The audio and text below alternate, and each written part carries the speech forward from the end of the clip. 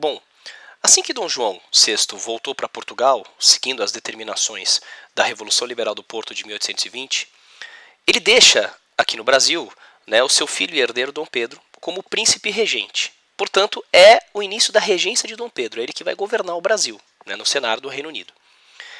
Interessante destacar que esse é um momento, né, de bastante tensão. Era óbvio que conflitos iam vir, né? As opiniões sobre o que estava acontecendo surgiam, eram opiniões diferentes, tanto que nós vamos ter aqui dois partidos que vão se organizar, né? Um deles é o Partido Português, formado pelos portugueses que continuavam aqui no Brasil, comerciantes, nobres, militares portugueses, né, e que eram fiéis à coroa de Portugal e às cortes portuguesas, eram a favor, sobretudo, né, de uma recolonização do Brasil. Né, eram a favor que o Brasil voltasse a seguir o pacto colonial. Agora, de outro lado, nós vamos ter a inauguração do partido, né, a fundação do Partido Brasileiro, né, que tem aí como um dos grandes líderes essa figura aqui, né, que é a figura do José Bonifácio de Andrada, né, vai ser um dos líderes do Partido Brasileiro, conhecido como o patrono da independência do Brasil. Né. Esse Partido Brasileiro era formado principalmente, né, pela aristocracia brasileira, pela elite agrária do Brasil, né, que tinha os seus interesses muito bem definidos, né, essa elite agrária brasileira. Embora o partido também tivesse elementos mais radicais, né, que pertenciam às camadas médias, eram profissionais liberais, militares brasileiros. Portanto, havia uma divisão do Partido Brasileiro.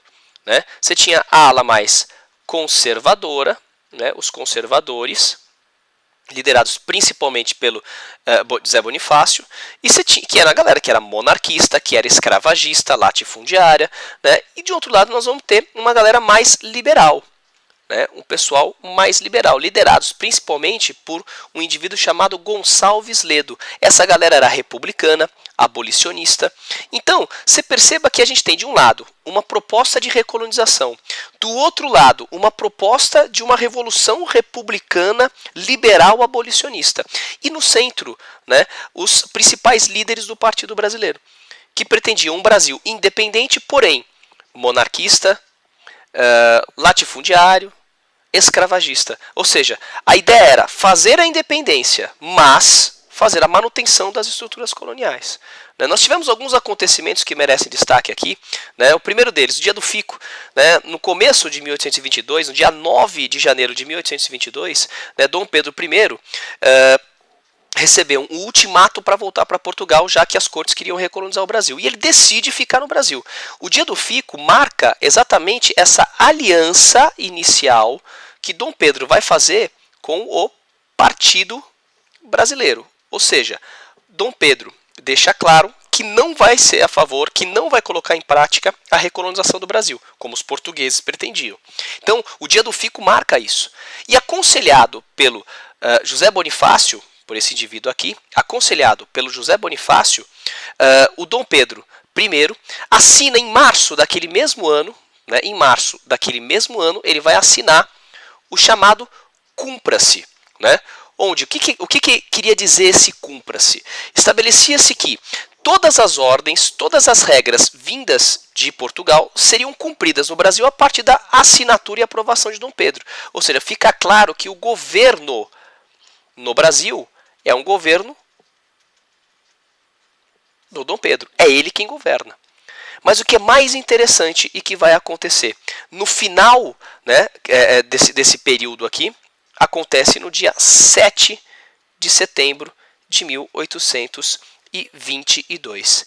No dia 7 de setembro de 1822, nós vamos ter, entre aspas, por favor, o Grito do Ipiranga, a proclamação da independência do Brasil. Como que isso acontece?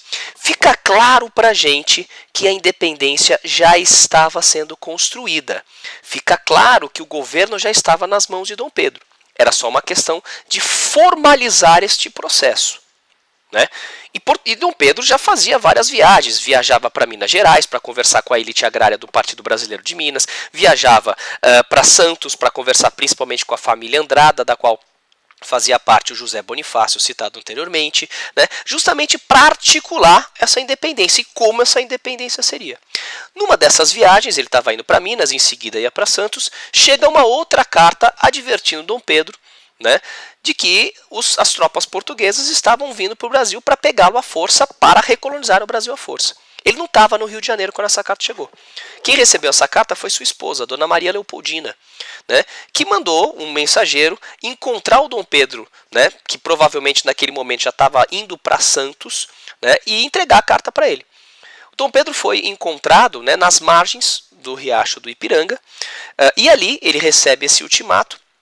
E aí existe um mito do Grito do Ipiranga, né? Acredita-se, né? A mitologia da história brasileira constrói a ideia de que Dom Pedro I, em cima de seu cavalo, com a sua espada em riste, brada para que todos pudessem ouvir, né? Independência ou morte.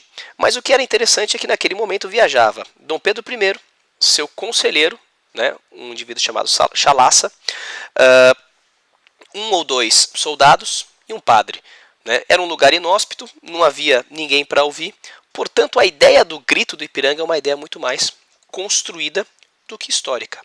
Fato é que em 7 de setembro de 1822, com grito ou sem grito, Dom Pedro I formalizou a independência do Brasil.